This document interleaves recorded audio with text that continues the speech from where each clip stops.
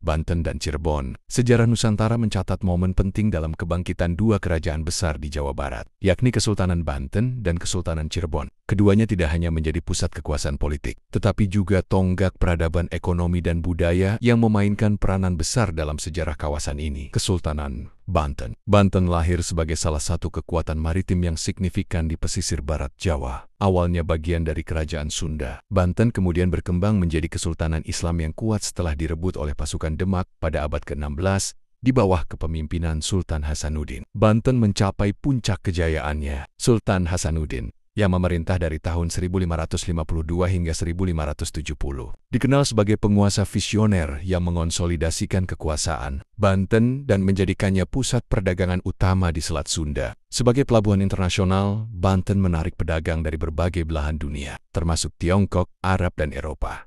Hal ini membawa kemakmuran ekonomi yang luar biasa. Sultan Hasanuddin juga berhasil memperluas pengaruh Banten hingga ke Lampung, daerah yang kaya akan lada, komoditas utama pada masa itu. Kesultanan Cirebon. Cirebon di sisi lain tumbuh sebagai pusat dakwah Islam di pantai utara Jawa, didirikan oleh Sunan Gunung Jati. Salah satu wali Songo, Cirebon menjadi simbol perpaduan antara tradisi Islam dan budaya lokal. Sunan Gunung Jati tidak hanya dikenal sebagai tokoh agama, tetapi juga sebagai pemimpin politik yang bijaksana. Ia membangun hubungan diplomatik dengan berbagai kerajaan, termasuk Demak dan Mataram, untuk memperkuat posisi Cirebon. Di bawah kepemimpinannya, Cirebon mengalami kemajuan pesat dalam bidang seni, sastra, dan arsitektur. Keraton Kasepuhan dan Kanoman, yang hingga kini menjadi ikon Cirebon, adalah bukti nyata dari kejayaan budaya masa itu. Selain itu, perdagangan di pelabuhan Cirebon juga berkembang pesat, terutama dengan komoditas seperti beras, garam, dan tekstil. Baik Banten maupun Cirebon menikmati kemakmuran ekonomi yang didorong oleh perdagangan dan pertanian. Kemakmuran ini menciptakan budaya yang kaya,